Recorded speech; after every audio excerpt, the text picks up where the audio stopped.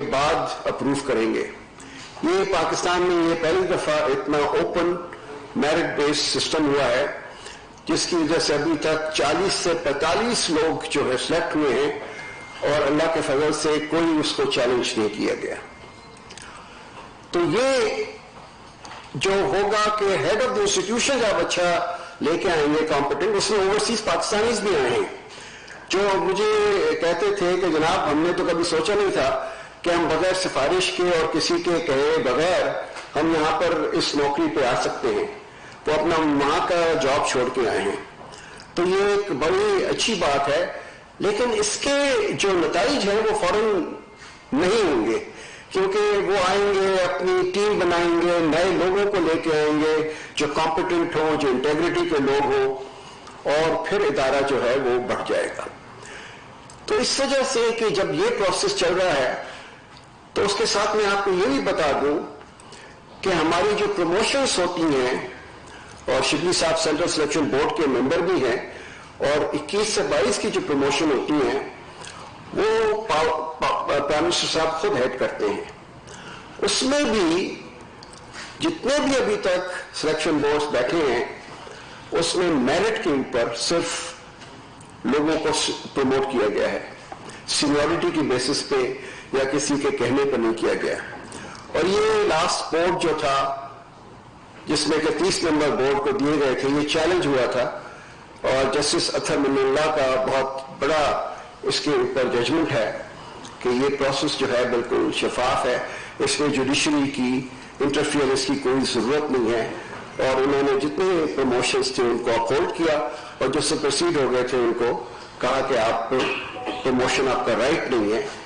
تو یہ ایک نئی فضا ہے پاکستان میں، اس کا وقت لگے گا اور انشاءاللہ اس کے نتائج جو ہیں وہ اچھے ہوں گے، کیونکہ اب لوگ جو ہیں یہ سگنلنگ ایفیکٹ اس کا بڑا زیادہ ہے. اب لوگ محنت کرنے لگے ہیں کہ اگر ہم نے محنت نہیں کی، ہم نے اپنا کام ٹھیک انجام نہیں دیا تو ہم پروموٹ نہیں ہو سکیں گے. پہلے کوئی تمیز نہیں تھی، ہر آدمی سینیورٹی کے کہ میں تو جی 1950 کا بیچ کا ہوں، میں جب میری سینیورٹی آئے گی میں پروموٹ ہو جاؤں گا، چاہے میں اس کا ایئر ہوں کہ نہ ہوں. تو یہ ایک بہت امپورٹنٹ یہاں پر اسٹیپ لیا گیا ہے. دوسرا جو آپ کو سب کو پتا ہے پاکستانی کے حساب سے کہ ہمارے کچھ ادارے ہیں جو وہ ہماری اکانومی کے لیے ریڑھ کی ہڈی کی طرح کام کرتے ہیں. سب سے بڑا جو اس کا ادارہ ہے وہ ہے فیڈرل بورڈ آف ریونیو. اگر فیڈرل بورڈ آف ریونیو ہماری جو اس وقت ٹیکسیبل انکمس ہیں ان کو اکٹھا کرنا شروع کر دے، اس کے اوپر ٹیکسز، تو ہمیں یہ بورنگ کی ضرورت نہیں پڑے گی. اس وقت ہم قرضوں کے اتنے جکڑے ہوئے ہیں جنگل میں کہ ہم قرضے لے کر جو پرانے قرضے ہیں ان کو واپس کرنے پڑتے ہیں. تو اگر ہمارا ریونیو بڑھ جائے تو اس سے ہماری جو ڈپینڈنس ہے یہ بورنگ پہ، قرضوں پہ، یہ ختم ہو جائے گی. تو پی ایم صاحب کا بڑا سخت اس کے اوپر ایمفیسس ہے کہ ہم نے ایف پی آر میں ایک ٹرانسپیرنٹ پروسیس لے کے آنا ہے جس میں کہ ہیومن انٹریکشن ٹیکس پیئر اور ٹیکس کلیکٹر کا نہیں ہونا چاہیے، کیونکہ ساری جڑ جو ہے وہ یہی ہے کہ جب ٹیکس کلیکٹر اور ٹیکس پیئر کا آمنا سامنا ہوتا ہے تو پھر وہ گٹھ جوڑ ہو جاتی ہے، تو ہمیں پیسے نہیں ملتے ہیں لیکن اور لوگ جو ہیں اس کا فائدہ اٹھاتے ہیں. تو آٹومیشن جو ہے وہ ایک نمبر 1 پرائرٹی ہے. اور ہم نے چیف انفارمیشن آفیسر جو ہے وہ لندن میں پاکستانی تھے جو ایچ ایس پی سی میں کام کر رہے تھے، ان کو بلایا ہے اور وہ اس کو ہیڈ کر رہے ہیں. بڑے شفاف طریقے سے وہ پروسیس کے تھرو آئے ہیں.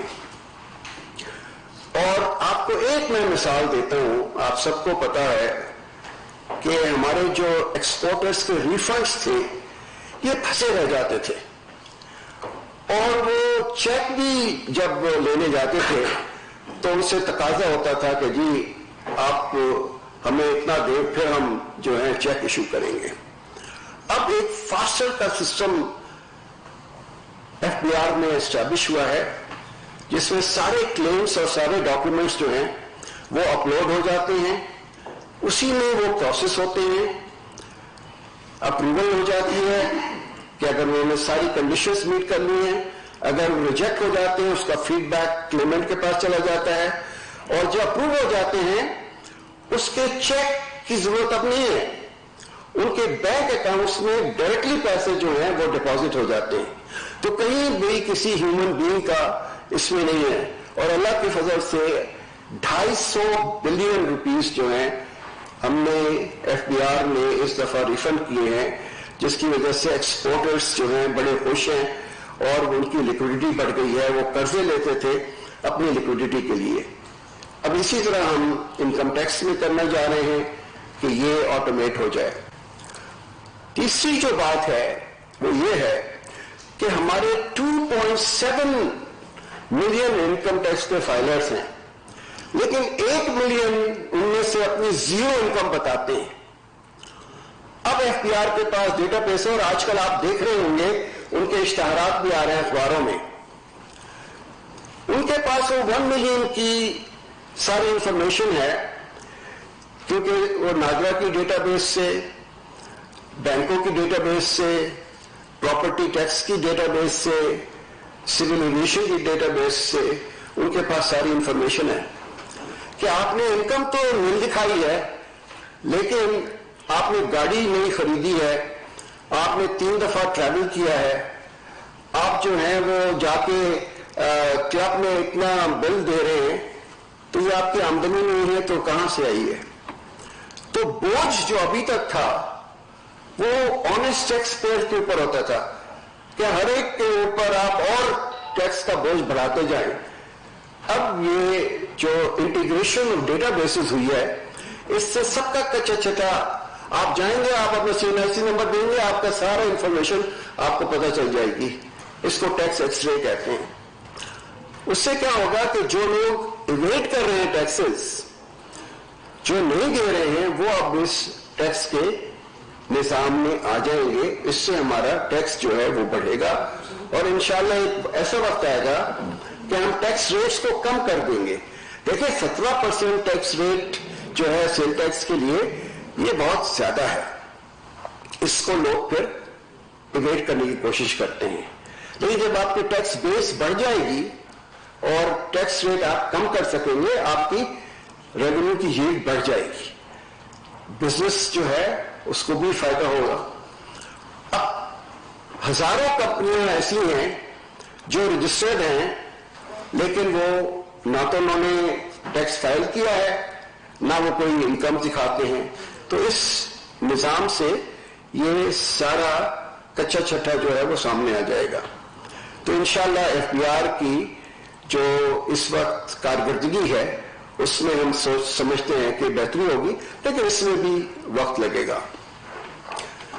دوسرا ادارہ جو کہ کافی عام آدمی کے لیے بڑا اہم ہے وہ ہے ریلوے کا. آپ میں سے تو بہت سارے یہاں نوجوان ہیں, انہیں نہیں پتا تھا کہ 1985 سے پہلے پاکستان ریلوے جو تھی وہ یہاں کی سب سے کامیاب ایک ادارہ ہوتا تھا. جو لوگ جو ہیں وہ تیز گام سے اور خیبر میل سے ٹریول کرتے تھے, لاہور سے کراچی تک, پشاور سے کراچی تک, اور فریٹ بھی جو تھا وہ سارا ریلوے سے جاتا تھا, اور ریلوے ایک بڑی پروفیٹیبل آرگنائزیشن تھی. اس کے بعد سے ریلوے کا گراف جو ہے وہ یہ ہوا کہ اس وقت 4% فریٹ جو ہے وہ صرف جا رہا ہے ریلوے سے, 96% جا رہا ہے ٹرکوں سے. اور آپ دیکھیں ہم سڑکوں کے اوپر اتنے بلینز خرچ کر رہے ہیں اور اس کی مرمت ہی کرتے کرتے رہ جاتے ہیں, کیونکہ وہ سڑکیں جو ہیں وہ ان ٹرکوں کی وجہ سے خراب ہو رہی ہیں. تو ریلوے کی ریسٹرکچرنگ کر رہے ہیں, اس کو ڈیوائڈ کر رہے ہیں 5 کمپنیوں میں. ایک کمپنی ریگولیٹر ہوگی جو ریلوے منسٹری سے بالکل الگ ہوگی, جو دیکھے گی کہ سیفٹی سٹینڈرڈز جو ہیں, جو ایکسیڈنٹ میں زیادہ ہوتے ہیں, یہ کیوں ہو رہے ہیں, اور جو ہو رہے ہیں تو اس کی پینلٹی ہو. ابھی تو وہ ریلوے کا حصہ ہیں تو وہ ایک دوسرے کو پروٹیکٹ کر لیتے ہیں. ہم اس کو بالکل الگ کر رہے ہیں. ریلوے کا ریگولیٹر جو ہے وہ سیفٹی اور ایکسیڈنٹ کے اوپر ایکشن لے گا. دوسرا ہوگا MA1 جو بن رہی ہے سی پیک کے اندر, جو بالکل نیا ٹریک بنے گا, بڑی فاسٹ اسپیڈ پہ ٹرین چلے گی جو کراچی سے پشاور تک کی, اس کی کمپنی جو ہے وہ بالکل الگ ہوگی. وہ اس ریلوے کے ہمارے محکمے سے نہیں چل سکتی ہے. تیسری ہوگی جو حکومت کی اپنی کمپنی ہوگی کہ جتنا ٹریک ہے, جتنا رائٹ آف وے ہے, جتنا انفراسٹرکچر ہے, وہ سب کے سب جو ہے وہ ہوگا گورنمنٹ کے پاس. اور چوتھی ہوگی فریٹ کمپنی اور پانچویں ہوگی پیسنجر کمپنی. اس میں آپ نے پرائیویٹ سیکٹر کو اجازت دینی ہے کہ آپ ہمارے ٹریک اور انفراسٹرکچر ریلوے اسٹیشن استعمال کریں, لیکن آپ کو اس کے اتنے چارجز دینے پڑیں گے. تو آپ کی آمدنی بھی ہو رہی ہے اور ایفیشینٹلی یہ ریلوے بھی چل رہی ہے.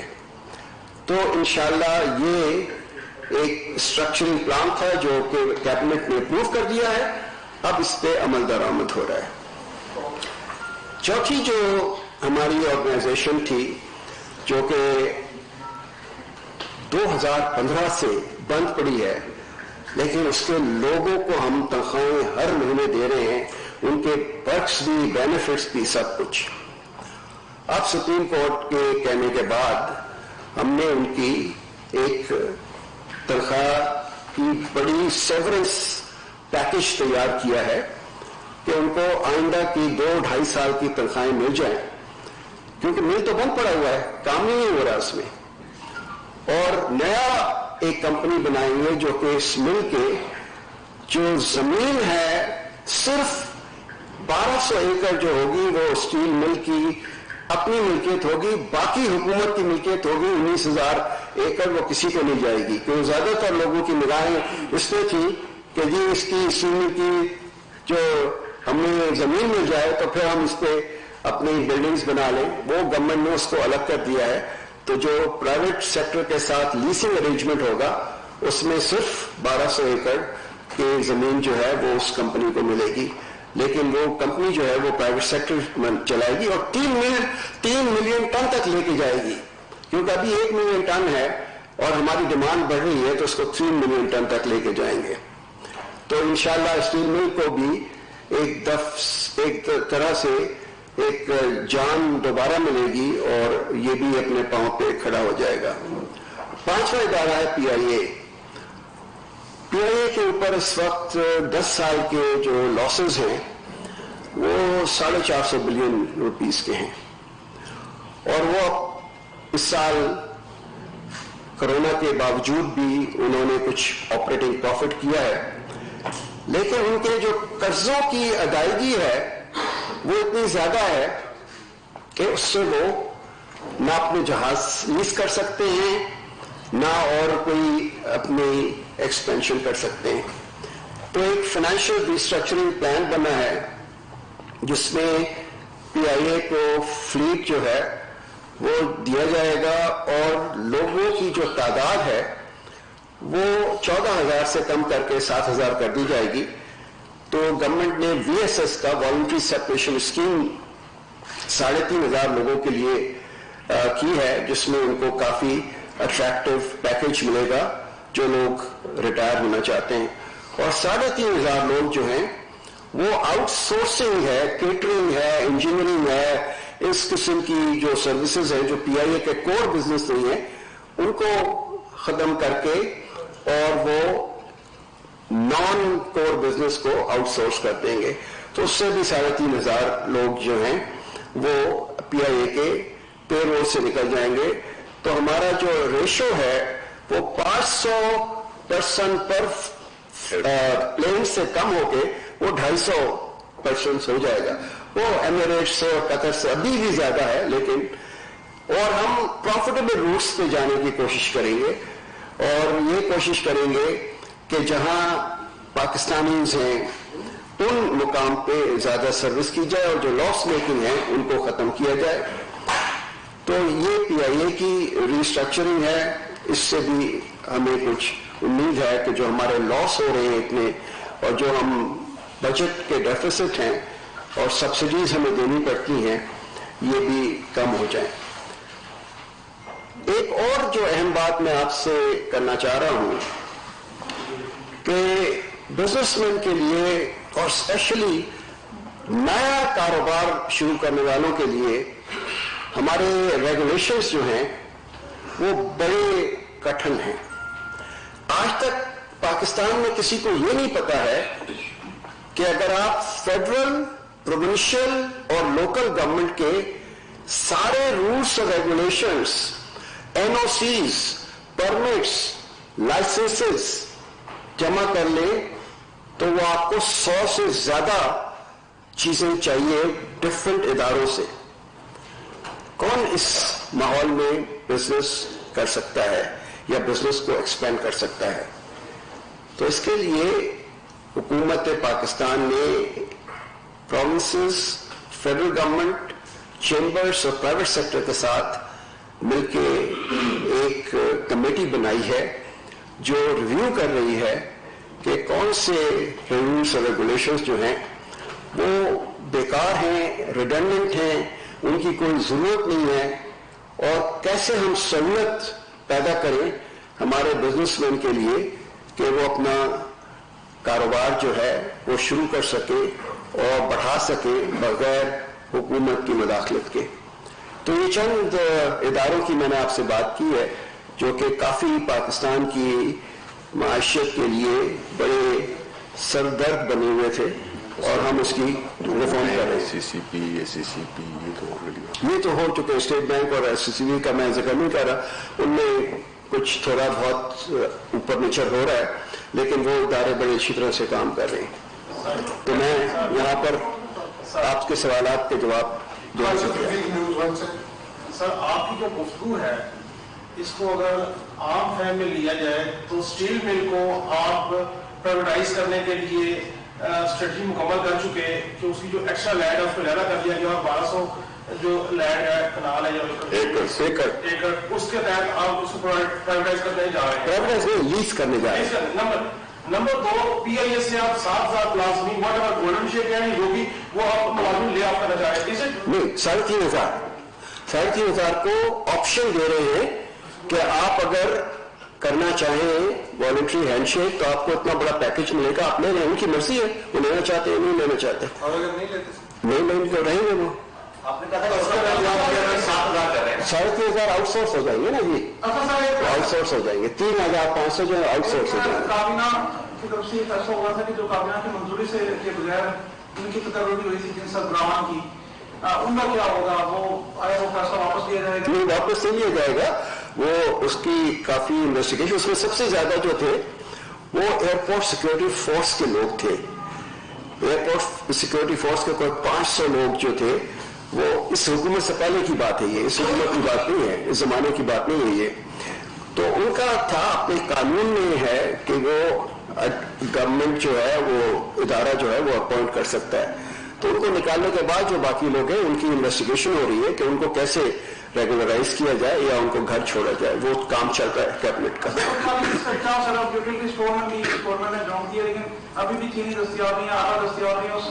نہیں، بالکل آپ صحیح فرما رہے ہیں، لیکن دیکھیں جب مارکیٹ کی پرائس اور یوٹیلیٹی کی پرائس میں بہت زیادہ فرق ہو جاتا ہے تو جو مڈل مین ہے وہ یوٹیلیٹی اسٹور سے لا کے خرید کے اور اپنی دکانوں پہ بیچتا ہے.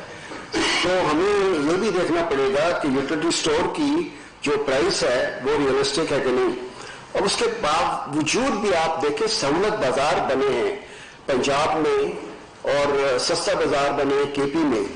وہاں آٹا جو ہے وہ سرکاری نرخ پہ بک رہا ہے اور جتنی بوریاں جاتی ہیں صبح اس میں سے کچھ واپس آتی ہیں کیونکہ لوگوں کو نرخ پہ مل رہا ہے. تو یہ خالی ہم یوٹیلیٹی اسٹور کو نہیں دے رہے ہیں، ہم سستا بازار کو اور سہولت بازار کو بھی دے رہے ہیں تاکہ وہ بھی عام آدمی کے جو ضروریات ہیں اس کو پورا کر سکے. وہاں آپ کا سوال سر جی جی شیرلی صاحب سے سر سوال ہے. سر پلان تو ماشاء اللہ بہت اچھے ہیں لیکن ایک سوال ذہن میں ہے اچانک سے کہ اعلان تو تھا 1 کروڑ کے قریب نوکریاں دینے کا، تو نوکریاں دینے کا بھی پلان ہے سر حکومت کے ذہن میں یا صرف فی الحال نکالنے کا؟ دیکھیں، پہلی بات تو یہ ہے کہ اس سے آپ سب اتفاق کریں گے کہ جو ہماری جو یہ انسٹیٹیوشنز جن کا ذکر डॉक्टर अशरफ साहब ने भी किया, और आप खुद जब आम जिंदगी में आपका वास्ता पड़ता है किसी भी काम के सिलसिले में, तो आपको पता चलता है कि वहां पे कितनी इनएफिशिएंसी और कितनी वो है करप्शन भी है। अब जो नौकरियों का जहां तक ताल्लुक है, बावजूद इसके कि कोविड जैसे मुज़ी मर्ज से हम एक किस्म के बेहतर तरीके से दूसरे ममालिक के मुकाबले में हम निकले, तो उन हालात में दूसरे ममालिक में जितनी के नौकरियों से लोग निकाले गए हैं, अल्हम्दुलिल्लाह कि हमारे मुल्क में ये नौबत नहीं आई। और देखिए, ये बात तो तय है कि जब तक के इदारों में लोग मेरिट की बुनियाद पर नहीं आएंगे, वो इदारे अगर सिर्फ एम्प्लॉयमेंट ब्यूरो बन जाएंगे जिसमें कि वो सिर्फ भर्तियां करें और उससे काम ना हो, तो जाहिर है कि ये फिर एक ऐसा, ये तो माजी की यानी ये मैं नहीं चाहता कि एक क्लीशे मैं रिपीट करूं, लेकिन फैक्ट ये है कि माजी में तो यही होता रहा है कि आपकी जितने भी इदारे हैं, चाहे वो PIA हो, चाहे वो स्टील मिल हो, चाहे और कितने इदारे हो, स्टेट लाइफ हो, PTV हो, रेडियो पाकिस्तान हो, इनमें इस तरह की भर्तियां की गई हैं कि जैसे कि एक कश्ती में 10 लोग अगर सवार होने के लिए कश्ती बनी है, उसमें अगर 100 लोग बैठ गए हैं तो जाहिर है उस कश्ती ने डूबना है। तो मकसद क्या है कि इदारा एफिशिएंट रहता भी नहीं है और न वो मुनाफा वो कर सकता है, हुकूमत के पास इतने वसाइल नहीं होते, जिस तरह आपने देखा टैक्स लोग देते नहीं है। 2.7 मिलियन में अगर 1 मिलियन जीरो टैक्स देते हैं तो 17 लाख का बोझ पूरा मुल्क बर्दाश्त करता है। ये जितने भी इदारे हैं, ये अगर सब्सिडी न दी जाए इनकी तनख्वाही के लिए, जितने इदारे हैं मैं आपको गिन गिन के बता सकता हूँ। इवन जो आर्ट्स काउंसिल है, जो पाकिस्तान नेशनल काउंसिल आर्टिस्ट है, वो है आपका जो लोक वर्षा है, आपकी जो मुक्तदरा उर्दू है, इन्हीं अदब के जो इदारे हैं, आर्ट कल्चर के जो इदारे हैं, इनको जो फंड दिए जाते हैं उसका 80 से 90% आपकी तनख्वाहों में जाता है। तो जिस काम के लिए वो बने, यही हाल यूनिवर्सिटीज का है कि जिस मकसद के लिए वो बनी है, वो उस काम करने के लिए उनके पास पैसे नहीं बचते, तो हुकूमत फिर उसको कर्जे लेने पड़ते हैं। हुकूमत को फिर ये जितनी भी फ्रस्ट्रेशन है जो इदारों में जो आ जाती है, क्योंकि वो काम नहीं कर रहे होते जिनके लिए वो बने हैं। तो इसमें देखिए, कोई भी चीज जब आप ऊपर जाना चाहेंगे तो आपको कुछ ना कुछ मसाइल का दरपेश होगा। एक तरफ आपने ये फैसला करना है कि जी हमने इदारों को बस सिर्फ एम्प्लॉयमेंट ब्यूरो भरने की उनकी नौकरियां लगी हो, और दूसरी तरफ ये कि वो बेशक भले वो काम करें या ना करें, PIA का जहाज उड़ता है नहीं उड़ता, लोग बैठे होने चाहिए। ये इस तरह होता नहीं है। ये मतलब है कि इसमें आपको ये कल किसी भी सियासी हुकूमत के लिए सबसे जो सख्त तरीन काम है जो कि सिर्फ हम कर रहे हैं, बिकॉज हम हुकूमत के लिए पॉलिटिकल वो पॉपुलैरिटी के डिसीजन नहीं ले रहे हैं, हम मुल्क की बेहतरी के लिए कर रहे हैं कि कम से कम जो हमारे आने वाले जनरेशंस हैं उनको उन चीजों का सामना ना करना पड़े जो कि हम सामना कर रहे हैं, कि जिसमें इदारे अपनी अफादियत खो बैठे हैं, मेरिट का निजाम बिल्कुल दरम बरम है। अब जो ये डॉक्टर साहब ने जो बातें की हैं कि इसमें जो पूरा एक प्रोसेस बनाया है, प्रोसीजर बनाया है कि चाहे वो बोर्ड्स हो, चाहे वो इंस्टीट्यूशंस के हेड्स हो, वो एक प्रॉपर मेरिट तरीके से आए हैं। सिलेक्शन बोर्ड्स हैं, पहले हर सिलेक्शन बोर्ड के बाद जो है तो 200, 300 ऑफिसर्स जाके तो उधर कोर्ट चले जाते थे। अब अल्हम्दुलिल्लाह के जो भी ये फैसले हुए हैं उसमें एक केस भी कोर्ट में नहीं गया। इसकी वजह ये कि सिस्टम बड़ा ट्रांसपेरेंट रखा है, मेरिट बेस्ड रखा है। तो अगर इस मुल्क में ऊपर जाना है तो फिर हमें कुछ ना कुछ माजी की हुई गलतियों का हमें अजाला करना होगा।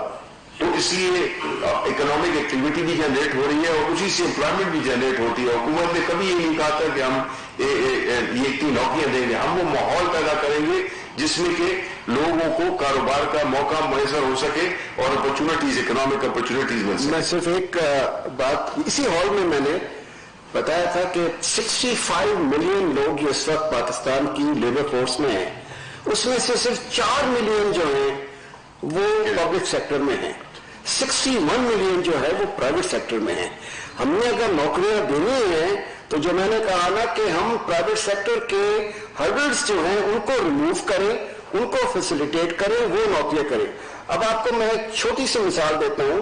PM साहब ने पहले दिन से कोरोना के होने के बाद कहा کہ کنسٹرکشن انڈسٹری کو ہم نے آگے لے کے جانا ہے اور اس کے جتنے مسائل ہیں ان کو ختم کرنا ہے. آج جو میٹنگ ہوئی ہے اس میں پنجاب نے بتایا ہے کہ جو اس وقت کنسٹرکشن ایکٹیویٹیز ہیں اس سے 30-32 انڈسٹریز کو جو فائدہ پہنچ رہا ہے وہ 1 ٹریلین روپیز کا ہوگا. وہ جب 1 ٹریلین روپیز کا انویسٹمنٹ ہوگا تو وہاں نوکریاں بھی ملیں گی لوگوں کو, جو لوگ بیکار تھے وہ روزگار پہ آ جائیں گے. اس طرح سے جابز کریٹ ہوتے ہیں. اگر آپ نے حکومتوں پہ کرنا ہے تو حکومت کے جا کے وہ بیٹھتے ہیں, چائے پیتے ہیں اور اس کے بعد گھر چلے جاتے ہیں اور لوگوں کے لیے اور مشکلات پیدا کرتے ہیں. تو آپ یہ توقع نہ کریں کہ حکومت جو ہے وہ امپلائمنٹ ایکسچینج ہے, بلکہ ہمارا فرض یہ ہے کہ ہم ایسا ماحول پیدا کریں کہ اور لوگ جو ہے وہ جابز کریٹ کریں. اور ایک اور کامنٹ کے دیکھیں, آپ نے دیکھا ہوگا کہ پرائم منسٹر صاحب کل فیصل آباد گئے تھے.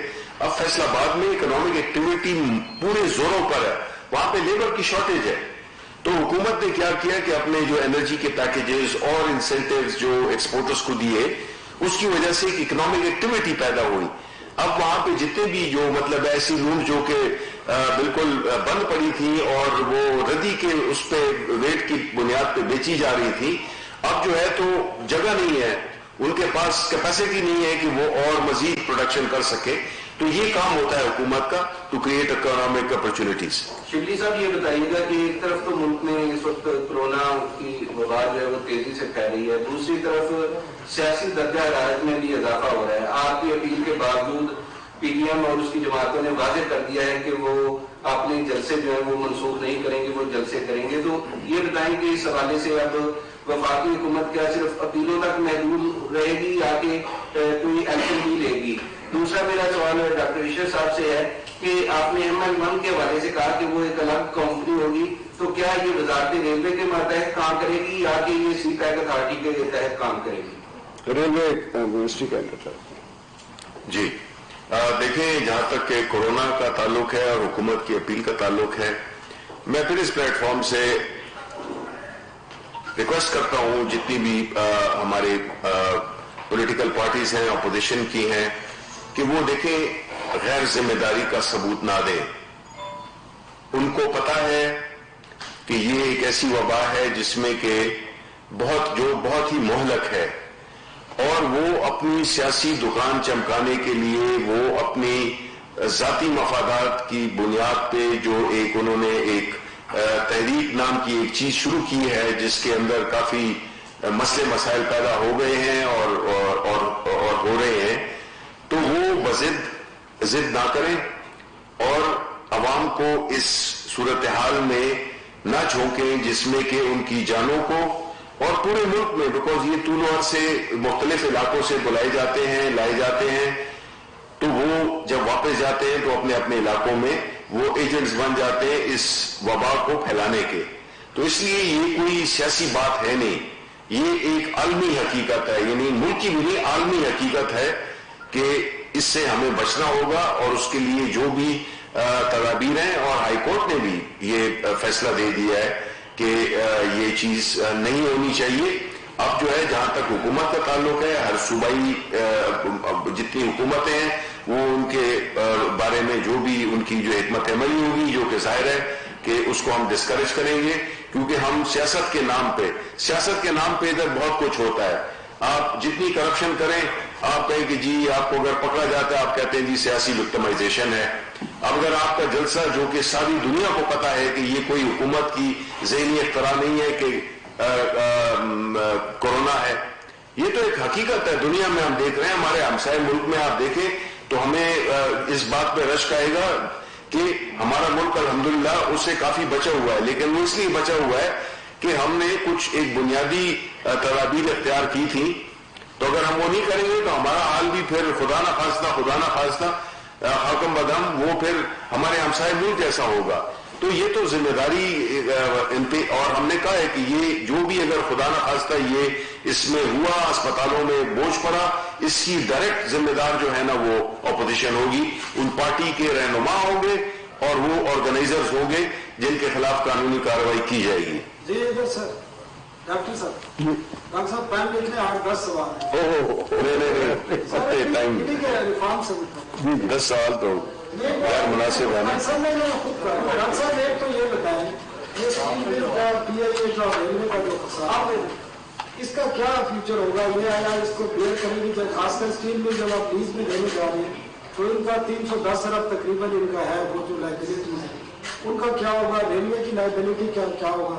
दूसरा, आपने ये जो 45 लोग रखे हैं, मुख्तलिफ हेड रखे हैं और रिफॉर्म भी कर रहे हैं, एक मुझे ये बताएं कि जो आपने यहाँ पर कुछ हेड रखे हैं, रिटायर्ड ब्रिगेडियर्स हैं, मेजर जनरल्स हैं, उनके लिए कोई क्राइटेरिया नहीं है। एक ब्रिगेडियर साहब है MTC के हेड, 10 साल से बैठे हैं, वो कंपनी है और कंपनी में आपको लास्ट पता है कि 3 साल बाद एडवर्टीजमेंट होती है। आपकी हुकूमत ने उनको 3 दफा एक्सटेंशन दिए, 9 एक्सटेंशन वो ले चुके हैं। इसी तरह NIH में एक मेजर जनरल बैठे हैं, वो ब्रिगेडियर थे किसी जमाने में, वो भी 8 साल से बैठे हैं। आप किधर से PTI में बैठे हैं? आधी पोस्टिंग आपने की है, फौजियों की है। आपने तामीरात की अथॉरिटी का जो सरबराह बनाया है, ना वो सिविल इंजीनियर है, ना वो टाउन प्लानर है, ना वो आर्किटेक्ट है, तो आप इन इदारों को किस तरह चलाएंगे? दूसरा मेरा एक और सवाल है, आप जो इंस्टीट्यूशनल रिफॉर्म्स कर रहे हैं, आपके ऊपर एक प्राइम मिनिस्टर ने कैबिनेट कमेटी बना दी है, शफकत महमूद, और वो आपकी जो सारी रिफॉर्म्स हैं उनमें से अक्सर को रिजेक्ट किया जा रहा है।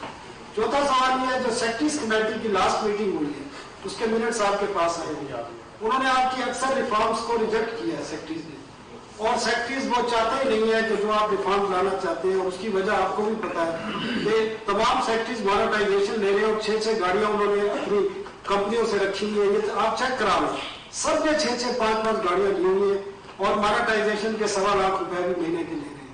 तो ये किस तरह रिफॉर्म्स करेंगे? आपने बड़े सवाल पूछे। देखें, अच्छा, कुछ नहीं, मैं भूल जाऊंगा, फिर बात कर लीजिएगा। देखिए, सेक्रेटरीज कमेटी ने रिजेक्ट नहीं किया है, सेक्रेटरीज कमेटी ने अपने काउंटर प्रपोजल्स दिए हैं। किसी के पास भी अक्ल कुल नहीं होती है कि क्योंकि मैंने या मेरी टास्क फोर्स ने एक रिकमेंडेशन कर दी है, उसको अमानत सदकना हर आदमी जो है वो मंजूर कर ले। ये कंसल्टेटिव प्रोसेस होता है। कंसल्टेटिव प्रोसेस में काउंटर प्रपोजल्स भी आते हैं। उन्होंने ये नहीं कहा है कि हम रिजेक्ट करते हैं, उन्होंने अपने काउंटर प्रपोजल दिए हैं। अब उस पर बैठेंगे और मिलके कोई दरमियानी रास्ता निकालेंगे ताकि ये रिफॉर्म्स जो हैं वो फेज आउट हो, उसकी सीक्वेंसिंग बेहतर हो, उसमें जो इस वक्त प्रैक्टिकल डिफिकल्टीज हैं वो खत्म हो। उनकी हैंड्स ऑन एक्सपीरियंस है सेक्रेटरीज की, और वो अगर कोई मसाइल बता रहे हैं तो हमारा फर्ज है कि हम उनको सुने। मैं कोई डिक्टेटर नहीं हूं कि जो बस मैंने कह दिया कि वही होना चाहिए। दूसरी बात कि कैबिनेट कमेटी इंस्टीट्यूशनल रिफॉर्म्स तो मेरा ही प्रपोजल था, और रिफॉर्म्स जो हैं वो सियासी तरीके से इंप्लीमेंट होती हैं, टेक्नोक्रेटिक तरीके से आज तक दुनिया में कहीं नहीं हुई है। मैं सियासी आदमी नहीं हूं, मैं सिर्फ टेक्निकल मशवरे दे सकता हूं। ये हमारे इलेक्टेड रिप्रेजेंटेटिव्स का काम है, और मैंने प्राइम मिनिस्टर साहब को प्रपोज किया था कि आप शफकत महमूद साहब को उसके चेयरमैन बनाएं। ये मौजूद नहीं है कि मैं चेयरमैन बनूं, क्योंकि मैं अनइलेक्टेड आदमी हूं। तो इस वजह से आपकी गलतफहमी में दूर करना चाहता हूं, ये मेरा प्रपोजल था।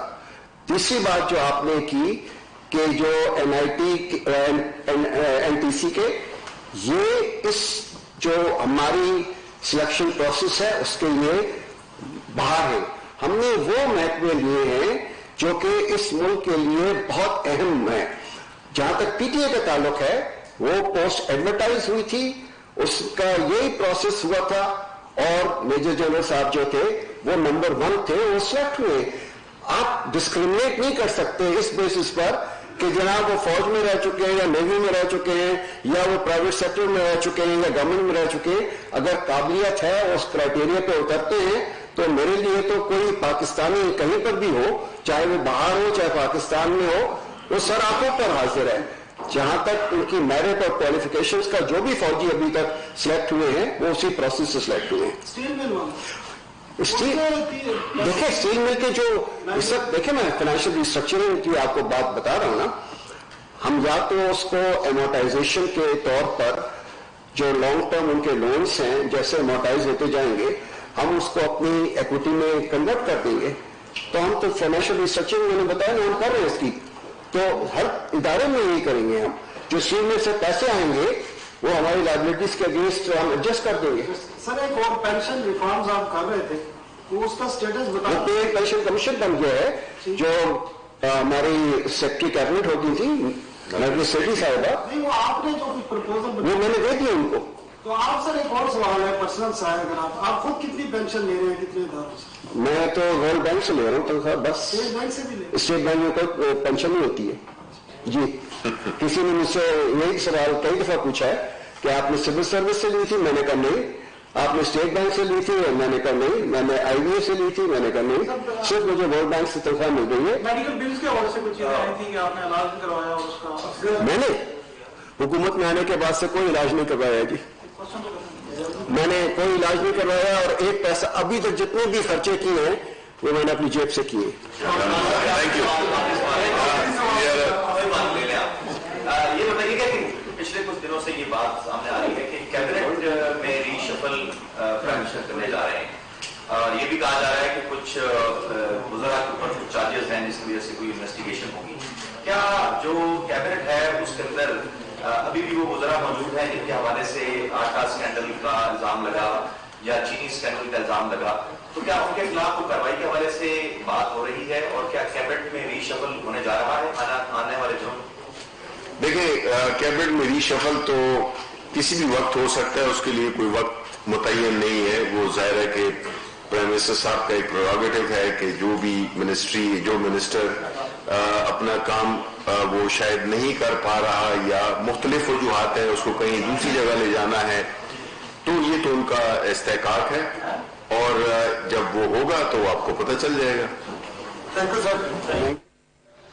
वज़ीर इत्तलात सेनेटर शिबली फराज और इदारा जाती इस्लाहात के लिए वज़ीर आज़म के मुआविन ख़ुसूसी डॉक्टर अशरत हुसैन इस्लामाबाद में प्रेस कॉन्फ्रेंस करे थे। उनका ये कहना था कि इदारों की मजबूती हमारा नस्बुल ऐन है। स्टील मिल्स मुलाजमीन की बेहतरी के लिए इक़दामात कर रहे हैं, करते रहेंगे। इदारों को मजबूत बनाना हमारा सबसे बड़ा नस्बुल ऐन है। नाज़रीन, एक मुख्तसर सा ब्रेक लेते हैं और उसके बाद वापस आते हैं लाइव एट 6 के साथ। आप हमारे साथ रहिए।